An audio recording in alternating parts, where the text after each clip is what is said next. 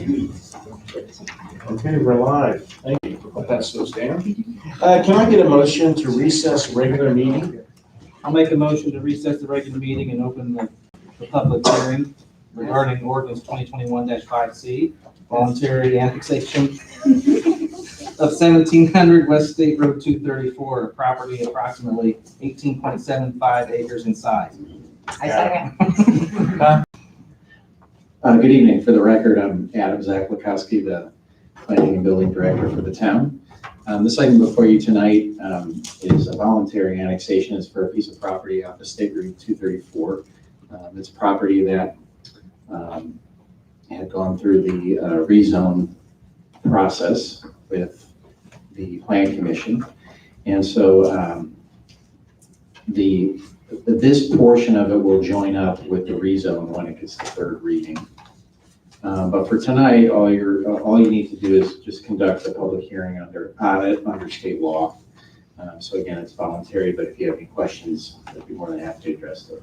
So they still have to go to the paper and post. They've done that. They've done that for this meeting tonight. And then the next, if you hold the public hearing tonight, then it would most likely come on the next council agenda for the second reading. And that would be accompanied by the typical financial analysis that has to be done under state law, as well as the rezone ordinance would come back for second reading as well. Okay. So that's what we anticipate. Thank you. Do we have any public comment on the annexation on 234?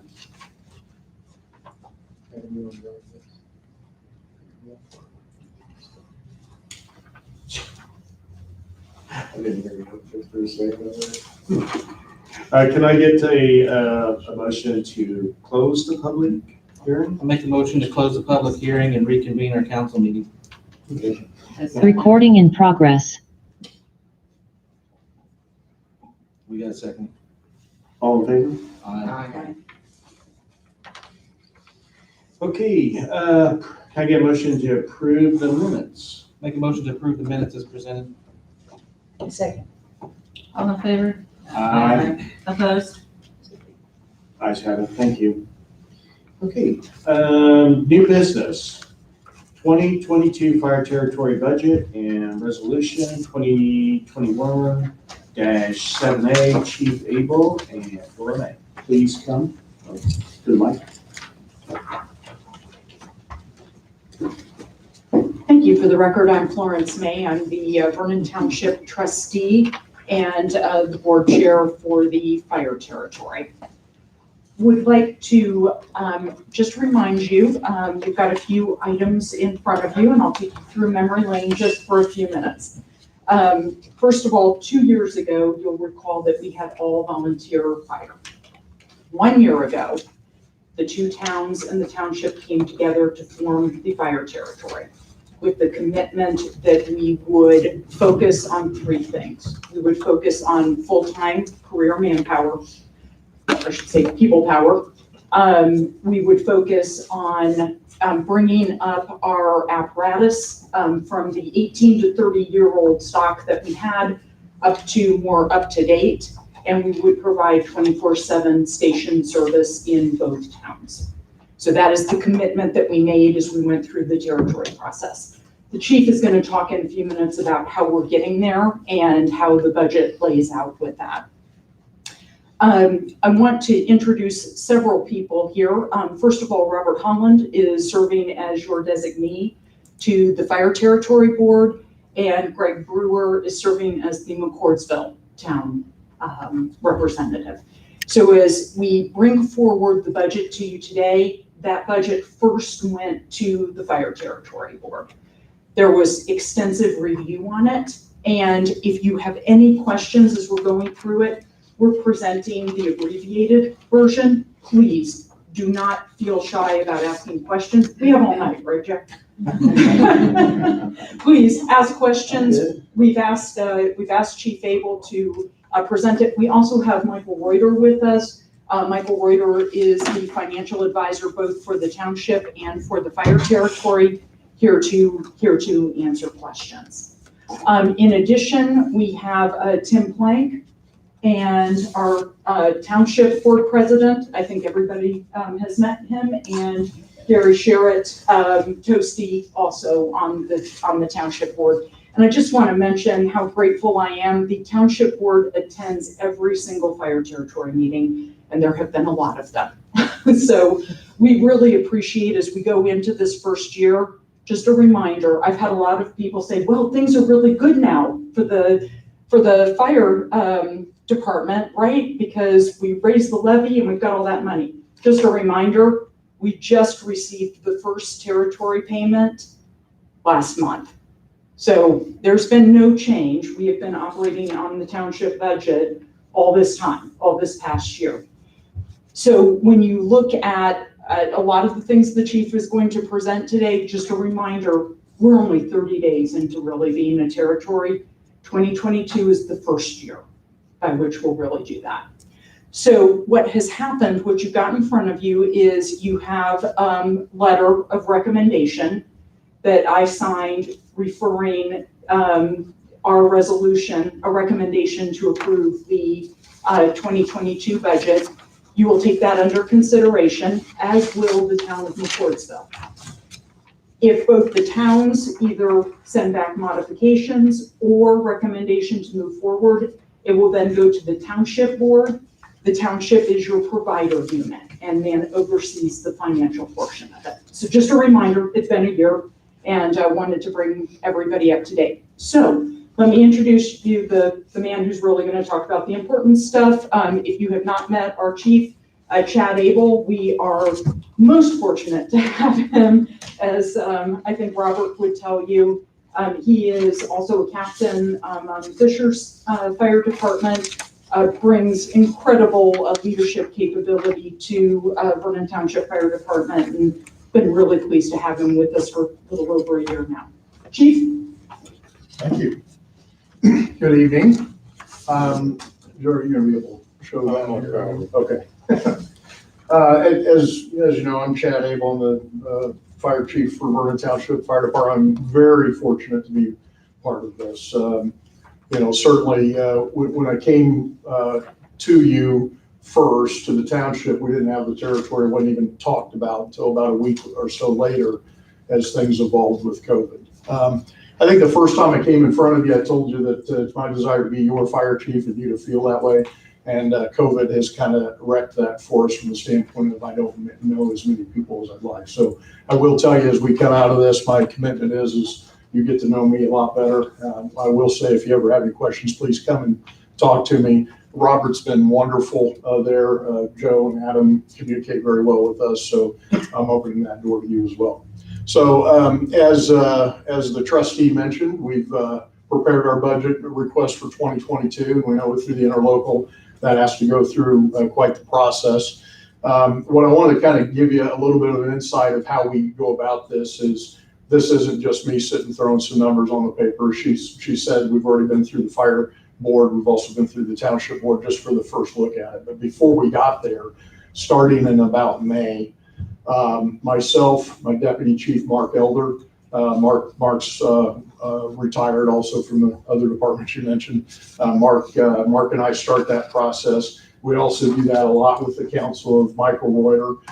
He's very heavily engaged in that. Of course, a lot of conversation with the trustee herself, and then also the township staff through the clerk and the deputy trustee. There are a lot of eyes. My administrative assistant, the Tara, if you've not met her, she keeps us kind of focused on those things. So a lot of eyes go into this. And we spend a lot of time making sure that we're giving you a good quality product. The other thing I will tell you is because we're still until June working on last year's budget, we have been spending to cash flow. That's a commitment I made when I came in, that we would do that. And even with the fire tax levy, I'll likely be talking those terms for the next several years because it's our desire to be conservative enough that we have a cushion, that we're not worried from year to year on what we have. Now, that being said, we also have a lot of ground to make up as a fire department. So next slide there, Joe. So a few things I just want to kind of cover. We achieved quite a bit since forming the territory. And I will say this, This slide is probably not even scratching the surface. And I'm proud to say, even before the territory was formed, we were starting to chip away at things. And really, the first step was just management, right? So bringing in, really just more of a planning approach. So we have a strategic plan that's 2 years. We'll be updating that hopefully here this year toward the fall. I plan on doing that. So we're always staying ahead of the curve. A few achievements. Station from McCordsville, that was a big deal. I lose sleep because we don't have 24/7 coverage there. We're fortunate to have it here. I will say for this body, understand that station, lack thereof, or once we have it, impacts Fortville. For instance, residence fire we had recently, because that station's not staffed, we didn't have anything coming from it. So we had a lot of other help coming. Once we get that station, Fortville is stronger for it as well, and vice versa. So land contract for McCordsville Station, we're lucky enough we entered into an agreement there at 900 North and 600 West. Next Monday, I'll be speaking with the 2 finalists. We've got a committee that is also represented by folks from Fortville. So Fortville, McCordsville, the township, we've got people that will look at those 2 finalists and help us make that final decision selection. We have done a financial feasibility study to understand more of what it's going to take to be able to afford that, what we can afford without raising taxes. That's been a commitment as well, not just from the trustee and the different bodies, but also as the fire department. It's important to us that we stay very financially conservative from that standpoint. We are starting the bonding process. We're hoping by November that we'll complete that and we'll have the finances available to be able to begin the process of planning and building that station. We've established station captains and manage both stations. So now you don't have one guy, the fire chief, trying to understand everything going on in the firehouse. I have 2 very strong captains that manage things from day to day for us. Manpower, we hired a fire marshal to handle plans review and final inspections. I think Adam would probably say that's a positive thing for the community. We have a dedicated fire investigator through that same individual. We've been able to bring in an administrative assistant that's starting to handle our human resources needs. And as we grow as a fire department, as we know, when we bring people in, that's a huge undertaking. We were able to, this last year, we had a part-time training chief and also a part-time logistics chief. So we have somebody now that's handling training day to day. As we hire people, as we bring people in, it's important to meet those standards through training. Logistics, I tell you what, with that aging fleet, bringing that in has already saved us money on cost and repair. Stacy Nielsen, our deputy trustee, looked at me one day. She goes, "I know that's working because my tow bills are lower." So that, in fact, 0 was the thing. So make sure that we're not towing something later. We maintain 24/7 coverage at the Fortville station. When I got here, that was still a little dicey. We've been able to kind of work with some of our people and bring others in. And we're at a point now where we have that coverage. We don't lack coverage at this station. And what that consists of for you is a fire engine. So we can get to the fire, put water on it quickly, and a paramedic ambulance. And some days there's a paramedic on the engine. We completed our first career hiring process. Those folks will be hired in the fall. We're looking for an October start date. We've given 9 conditional offers of employment. 6 of those are boss level, lieutenants and captain, and then 3 are firefighter paramedics. And what that does is that's going to give us the management for both McCordsville and Fortville stations, 24 hours a day, and it'll give us that 1 paramedic ambulance where we're not having to have a lot of paramedics to fulfill that. We'll still have some part-timers to fill in the gaps. We also began the volunteer fire corps program to provide support to the department. We reallocated Rescue 431, made it a tactical support unit. They provide rehab. That's a new program. We have, I think, 12 or so now, folks that are not firefighters, but they come and they support us by volunteering their time. They've made responses. Most recent fire we had in Fortville, they also started a new program that we call After the Fire, where they started the care early for those folks to help get them adjusted to what they needed in the moment. Apparatus, we ordered 2 new engines. They're on order to be delivered in the fall. Those are Spartans. They're coming out of South Dakota, purchased from Hoosier Fire right here in our backyard. Pretty proud of those. That's going to be, those are 2 what I would call combat-ready fire engines. They really are quality and the standard that we need for today's day and age. We purchased 2 staff vehicles from the Fortville Police Department to keep costs low.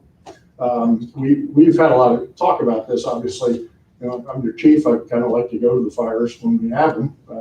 So with that, we're looking at our budget, and we could have spent money and bought brand new vehicles, but we also are being so cautious with those dollars. When McCordsville offered them up, it made sense. So we're keeping those costs low.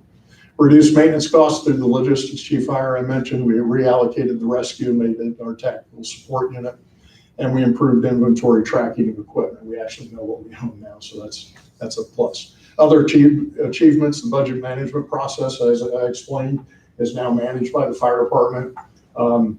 That's meant day-to-day efficiencies, and we can spend the money that we have available. All members being tested through a work performance evaluation. We're taking everybody through so that we can understand them. Are they physically fit for the job? And then also, are they able to perform the skills every day? We've improved training. We've added a field operations guide, which is actually something we helped get established with the west side of the county. So us, Buck Creek, Sugar Creek, Greenfield are all operating on the same guidelines now. And that's already proven effective on fires. We've improved mutual aid with those departments and others, including Fishers in Indianapolis, and then completed an in-house EMT class for 14 of our own members, captured revenue through bringing in outside students. And what that does for us is, one, kept our costs low for training. It captured some revenue, which we then turned back into paying for our students to go through. And it's also meeting my commitment to have not just firefighters or EMTs, everybody moving forward, we're going to have them cross-trained. So they're firefighters and EMTs or firefighters and paramedics. That's helpful to us on the run. So what are our goals for this budget you have in front of you? The station we talked about, McCordsville Fire Station, we want to do the design and build. And, while certainly this budget doesn't specifically impact that, it will from a management standpoint. We want to maintain, obviously, what we already have. You guys have put your treasure toward a nice firehouse for the community. It's our job to maintain that. We are also looking at maintaining the current McCordsville Fire Station. We have a lease currently with McCordsville Volunteer Fire Department Incorporated. We're in talks with them on how that building fits into our picture in the future. It'll be we're moving toward the fire corps, utilizing that, and that'd be a logistics hub for us. But until then, it's going to be an active firehouse. I'm hoping by the fall that we either have temporary housing there, or we've got some other options. But at the end of the day, we've got to have fire apparatus there until we build a new station. So manpower, 24/7 coverage for both Fortville and McCordsville, 9 career shift personnel, and then it'll be supported by our part-time staff. Full-time training officer, the township and the fire board just this last week approved, and partly I think it's because we showed we can keep our costs controlled and able to take the part-time training chief, turn that into a full-time position. So there every day our people are training. They're not sitting in that firehouse just waiting, right? They're maintaining equipment. I think you'll see them out often doing training, and that's what we're driving with that. And then moving to a full-time inspector. We know that's a gap in our service currently. Mark Elder's my fire marshal, but honestly, at the end of the day, he's doing plans review, he's doing certificate of occupancies, but we don't have somebody out in the community helping business owners to understand what they can do to protect their businesses better. So, we've got that improved, so we'll be moving forward with that. And those were things that were already in the budget that you approved last year. So we waited about halfway through the year, so we knew what we had. Apparatus, obviously, lease purchase payment for the ambulance, lease purchase payment for the 2 new engines, replace aged equipment on apparatus. We're in the middle of that right now. With the 2 new engines, that'll be all new equipment, and then other apparatus we're not replacing. We're starting to see things that are failing. So we're AEDs, for instance, we just approved the AED purchase because we had 4 different types and they were all quitting at the same time. So, and then there is a need for self-contained breathing apparatus to meet current standards. I'll get into the next slide, some other funding opportunities. We applied with Buck Creek for the Assistance to Firefighter Grant to replace all our SCBA. This is our second time asking for that grant. It's highly competitive, and it's a big ask. I'm not confident that we'll get that this year. We'll keep asking, but that's if we don't get that, then we'll be looking in our budget even to try to reallocate some dollars to do that. Firehouse Subs awarded us a grant for 9 sets of turnout gear, and we believe that shipped on Friday, so we're expecting to see that anytime. Indiana Department of Homeland Security grants, we had a grant for EMS training equipment, so we've taken advantage of things like that. That helped with the EQ course. That was, oh goodness, I want to say, I won't say a number, it was thousands. And then we also received a training grant for training props. So we have a forcible entry door that the state of Indiana purchased. We just received last week. The Redevelopment Commission, we've started that process of just making sure that they're aware we're here, knowing who everybody is, and forming a relationship. Certainly that takes time to even understand, how we can help them and vice versa. But we are having conversations. And then there's some private industry partners.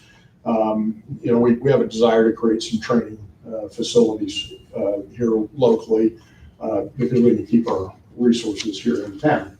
And with that, we've got some private industry folks that are stepping up and starting to look at how they can assist us. So here's the basics of our fund. And as the trustee said in front of you, I know you've got a copy of the budget. I'm going to go into every detail you like, but I thought I'd just kind of give you the big picture for now.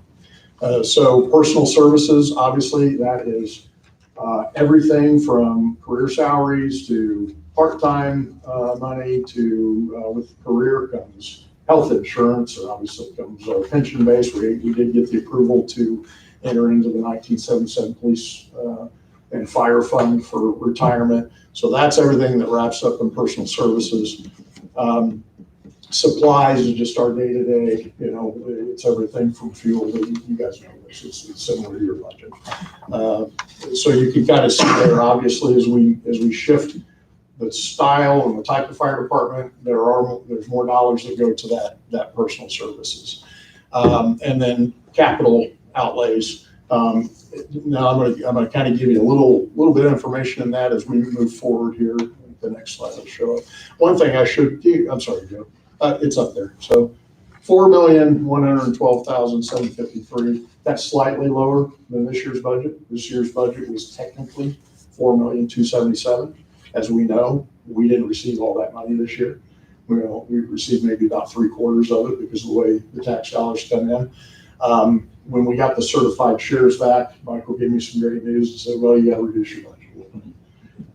But we were ready for that. We already were anticipating that. So on the next slide, if you look at what I want you to see happening there is the budget goal that we originally had was $4,111,668. So that was initially where we were at, but we knew that we were only funding $3,737,880. Okay, now we had some long talks about this, and Michael and I kicked things back and forth because originally we were going to budget that, and we recognized that to take our $4.2 million and drop it to 3.7, that we don't want to fight for that ground again.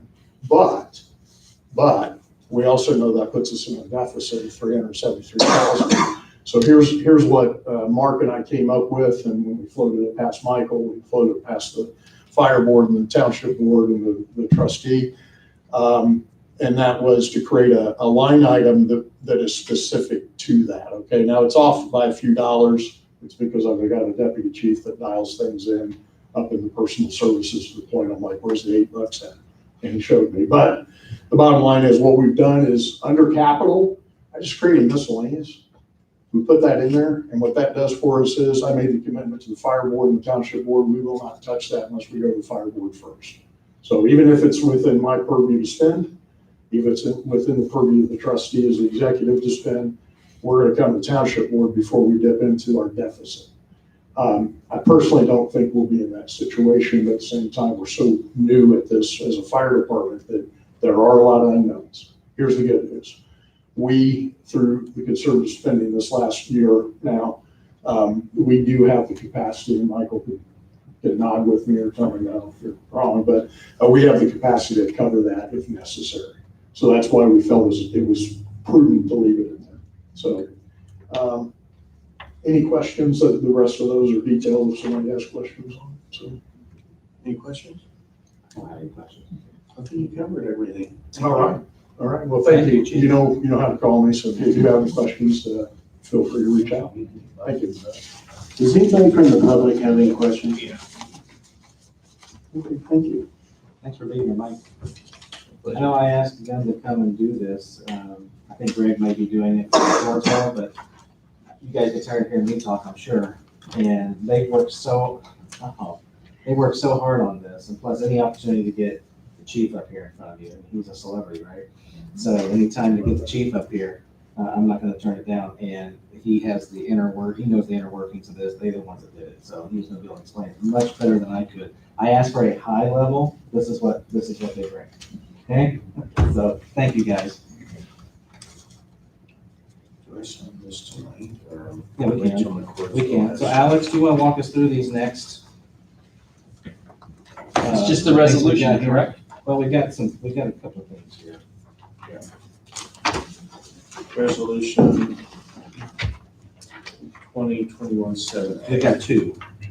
That other one is signed Yeah, that is, I think, just an exhibit for you guys to see. I just need to sign this. where it says Oh. sign here. Yeah, so really, it's just resolution 2021-7A.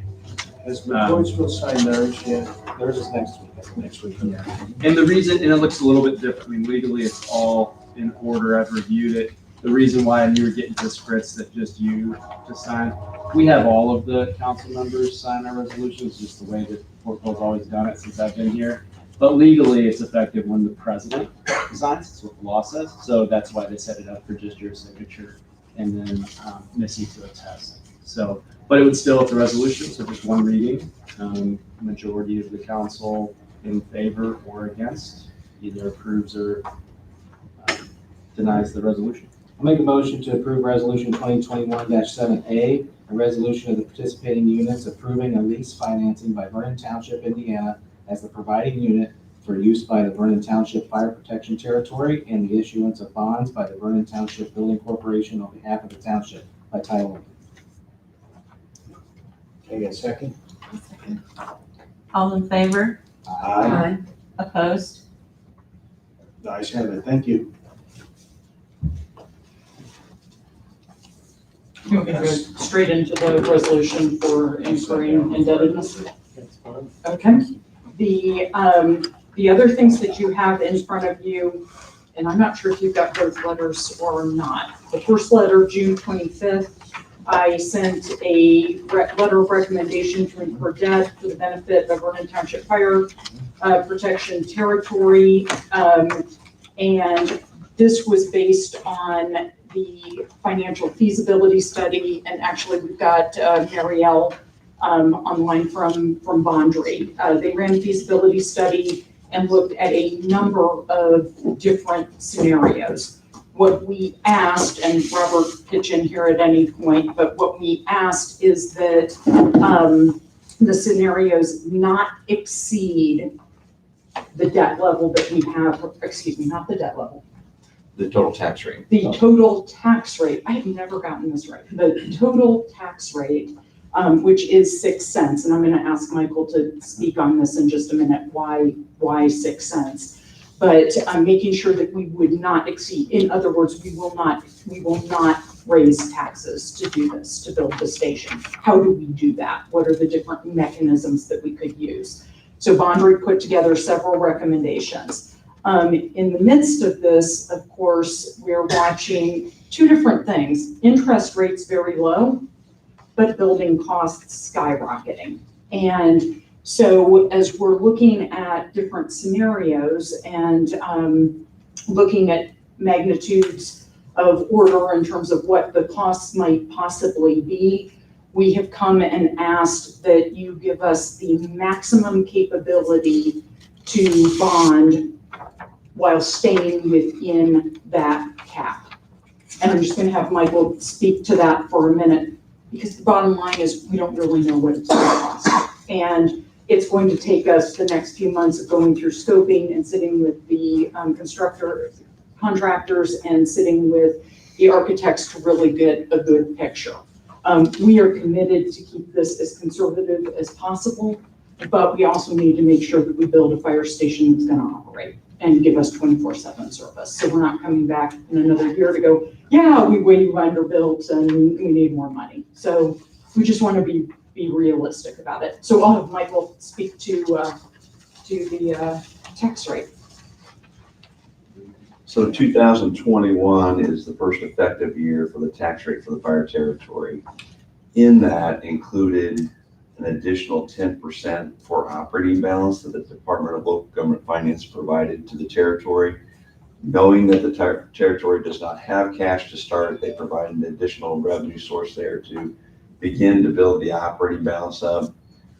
In their order that they provided to the territory, it specifically says that they will reduce the levy that was collected from 2021 by $427,710.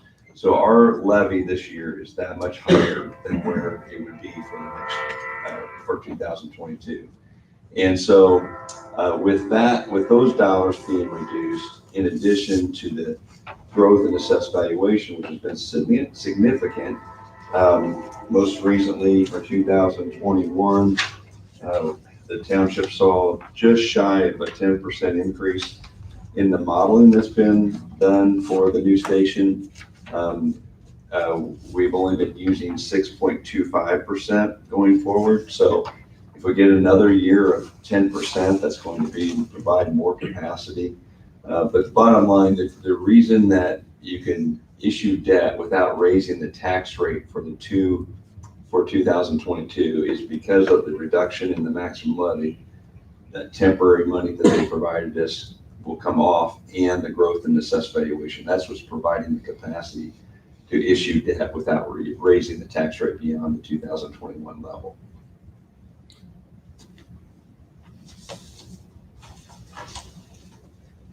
So the process was, I sent a letter to the Fire Territory Board requesting that we pass a resolution for indebtedness. The Fire Territory agreed to that and signed off on that, and now we have forwarded the letter to the two towns. By interlocal, and Alex can probably speak to this, by interlocal, the towns would need to agree to this, and then it would flow back to the township for final approval as we go through our budgeting process. So before I get into that, point of clarification. I jumped again. I flip-flopped our two resolutions. You have two resolutions for it. One is titled Resolution 2021-6A, which is actually the resolution that the fire board adopted approving the budget per the agreement, local agreement. That budget then comes to you, which is what Chief Babel presented and Trustee May presented. And then just by voice vote, you either approve or send it back with changes. You approved it, although Robert read it was Resolution 2021-7A, which was just a mistake that I didn't catch in your review. So you've approved their budget, no resolution for that. What Trustee May just discussed and Mike, sorry. That's all right. Was about his Resolution 2021-7A, which is actually approving the indebtedness that you just heard about. So sorry for the confusion, but We don't need to do this one again. budget is approved by voice vote, but they do need Resolution 2021-7A considered and then either approved or not. And then if approved, signed by Fritz. And that's the one we just did. The one you read. Do we need to do it again, read it again? You Okay. can, All if right. Missy would like it clear for the So minutes, we'll but want me to read it again? Yeah, I like how you read those again. Okay, all right. So I'll make a motion to approve resolution number 2021-7A. Resolution of the participating units approving a lease financing by Vernon Township, Indiana as the providing unit for use by the Vernon Township Fire Protection Territory and the issuance of bonds by the Vernon Township Building Corporation on behalf of the township by title only. Can I have a second? All in favor? Aye. Opposed? Guys have it, thank you. Thank you again. Okay, moving on to new business. No, unfinished business, we're moving on. I lost my place. Okay, council to consider second reading of ordinance number 2021 6A, a rezone of 2283 North, 200 West, from residential 3.5 to industrial on 2.39 acres.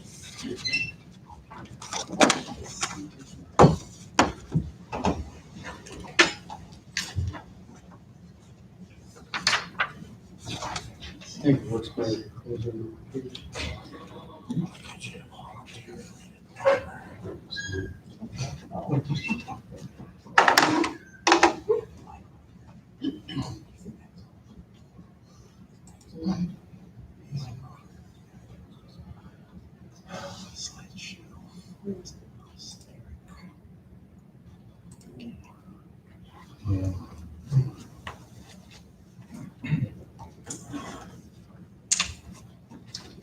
Okay, for this particular item before you tonight, I won't go into a whole lot of detail since this is for second reading, but this is the Meyer property rezone. If you recall, this went to first reading to you all previously. And in that intervening time, it went to the planning commission for a public hearing and for a recommendation. So as always, I just wanted to bring to your attention the critical items that are required by state law for you to consider as part of your decision. So I think we're all pretty well familiar where the property is. I won't go into that. Off at 200 West, near, basically across the street from the elementary school campus. But just to run through these evaluation criteria for state law is number one, is it consistent with the comprehensive plan? The plan commission said that yes, it is. Because our future growth concept map from March of 2016 identifies the parcel as institutional and social, so it meets that criteria. And then here was the comprehensive plan itself, and you can see the area where you see the red circle is the general area where the property is located. Second evaluation criteria is the rezone consistent with the current conditions or the character of the current structures? And technically it is not today, but of course it would be upon development. And the current site would be used for a future school district use. Is it consistent with the most desirable use of land? The Planning Commission said yes, that the parcel is shown as institutional in the comprehensive plan. Is it consistent with the conservation of property values? They said yes, that it's consistent with institutional zoning that completely surrounds the property. And then I believe this is the last one. Is it consistent with responsible growth and development? They said yes, since it's consistent with the comprehensive plan and surrounded by institutionally zoned land, it'd be consistent with responsible growth and development. In terms of remonstrance, there was no remonstrance at the Planning Commission meeting. So with that, if you have any questions, I'd be more than happy to address those. Thank you. Any questions? Do we have any questions from the public? Okay, thank you. Make a motion to pass ordinance number 2021-6A, change of zoning classification at 8283 North 200 West, the Meyer property, by title only. Second. All in favor? Aye. Opposed? The ayes have it, thank you. Okay, let's move on to reports, Joe. The only thing I really got to report on this evening is the last council meeting. I'll let you know that I was going to, where I asked for your approval to go ahead and submit for the SWIFT grant for the water treatment plant. And just let you know it's been submitted and gotten confirmation that they've received it. So, other than that, Main Street's coming along and we're still chugging along. Thank you. Is Heath here? He's not. Adam, do you have anything for us? No, nothing for me. If you have any questions. Any questions, anybody? Okay, thank you. Missy? Yeah, I just have a couple of things. July 15th, I'm going to have a budget workshop with the department heads here. What we say, 1 to 3, Beth? And then I would like to schedule a budget workshop with you all in a couple of weeks after that. It'll be July 29th with 6 p.m. work for everyone. It's a Thursday, What time? 6 p.m. It's the first thing. I'll see. You good? And then I'm good.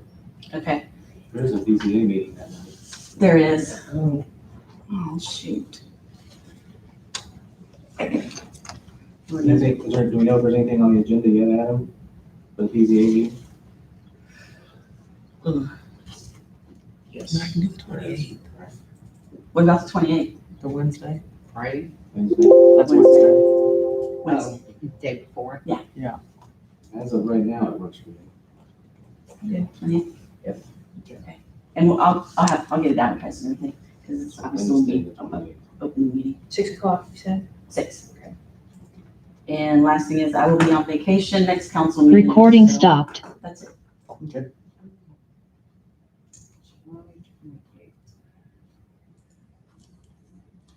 Chief?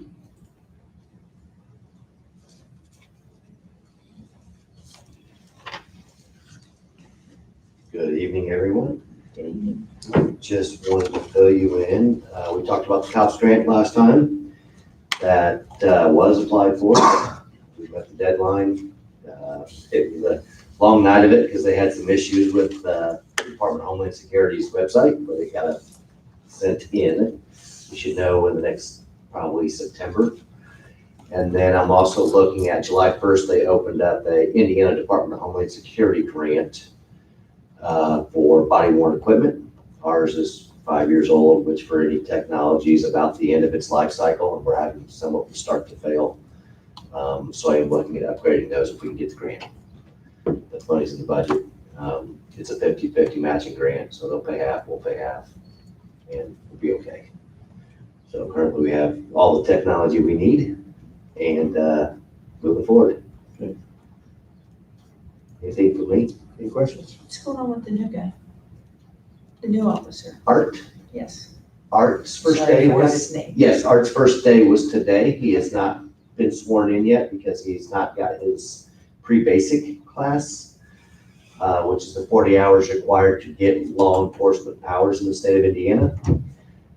Indiana Law Enforcement Academy is kind of dragging their feet on getting that because it's a new program to them starting July 1st with all the new laws and updates. And we planned it right around July 1st, which was not good planning on my part. But once we get that, hopefully tomorrow or the next day, he'll start that. And then once we get his arrest authority, he actually gets sworn in. I'll bring it to you guys and introduce him as like, hey, this is our official new officer. But if he doesn't pass the pre-basic course, then he doesn't make it. So it's a 40-hour class, 8 hours of shooting, 8 hours of physical tactics, and 24 hours of classroom on criminal law, traffic law, ethics, all the aforementioned state requirements that they need prior to that, and some EVOC, some emergency driving. Okay. Thank you. Any other questions? I don't have any. That's Okay. it. All right. I've been out recruiting hot and heavy. So I'm trying to find some new faces for you guys to look at. Good. All right, thank you. Uh-huh. Alex, do you have anything for us? I actually do have something for you tonight. Update on the Purdue Pharma opioid class action that the town joined about a year ago. So that has been proceeding through the process. There is now a Chapter 11 bankruptcy reorganization plan. My partner, David Jerkowitz, is the bankruptcy guy. So that's about all I can speak to. But where we are procedurally right now is all of the different class members, so all of the different municipalities and cities that have joined in this lawsuit along with the town of Fortville need to vote as to whether to approve the plan or not. There's 4.7 billion with a B dollars at stake to be distributed. The town is what is called a class 4 creditor in this bankruptcy. And while we don't know what that means as far as an actual dollar amount for the town, David says it will not be insubstantial. So, in probably better English, it could be substantial. It looks like, it could be significant. We don't know how significant. Again, there are lots of different parties. But with that update, what I need from the council is to authorize Fritz to sign a power of attorney enabling David Jerkowitz to vote on behalf of the town in the bankruptcy proceeding. So I've got a 1-pager that I can send to Fritz and have him sign if the council is comfortable with that, and then David will be able to continue just taking it from there, and we'll update you as we know more. Sounds good. You want to make a motion?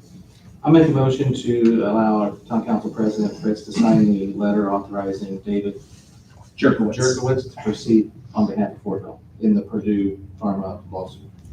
Second. All in favor? Aye. Opposed? Nice, Harley. Thank you. Thank you. And that's all I have unless you have questions for me. Sure. I read in the paper where some towns are pulling out of this lawsuit. Why would they do that? Several locally have pulled out. I'm not sure. It could be individual. I'm not sure. So just total speculation and guess. I mean, I was Maybe. shocked. I'm like, why would they do that? Like all things can be political, and so a number of the majority of the council or city council or otherwise decided not to do it.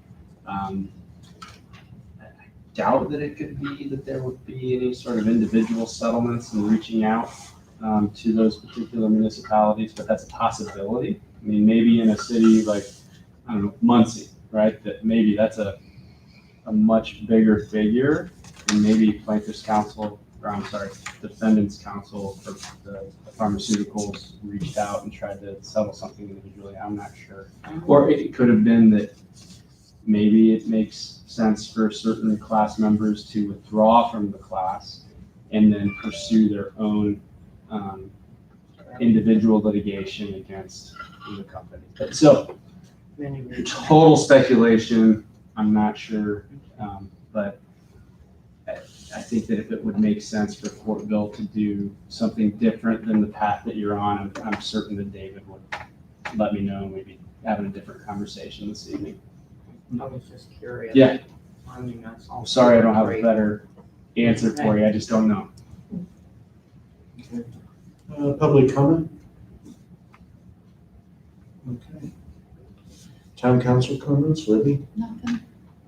Tony? Good. Becky? I'm good. Robert? I've got nothing. I'm good. I'll make a motion to approve and sign vouchers. All in favor? Aye. Opposed? Make a motion to adjourn at 7:48. Second. All in favor? Aye. Opposed?